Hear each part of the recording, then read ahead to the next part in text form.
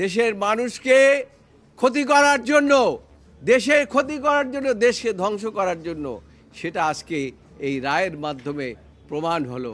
আপনারা জানেন যে এই রায়ের মাধ্যমে এই শেখ হাসিনা শুধু পালিয়ে এই যে ব্যবস্থা প্রবর্তন করেছিলেন, শুধু আয়নাঘরই বানান নাই, হাজার হাজার লক্ষ লক্ষ মানুষকে তিনি গুম করেছেন, খুন করেছেন।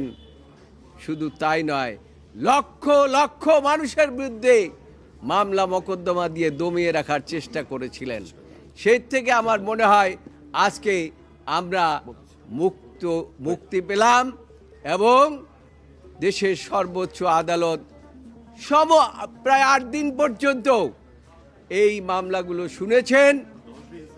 10 দিন, 8 থেকে 10 দিন এই মামলাগুলো শুনেছেন এবং মনোযোগ সহকারে শুনেছেন। এমনকি একজন বিদেশি প্রধান বিচারপতি এসে, চিফ জাস্টিস এসে, নেপালের প্রধান বিচারপতি এসে এখানে বক্তব্য শুনে গিয়েছেন।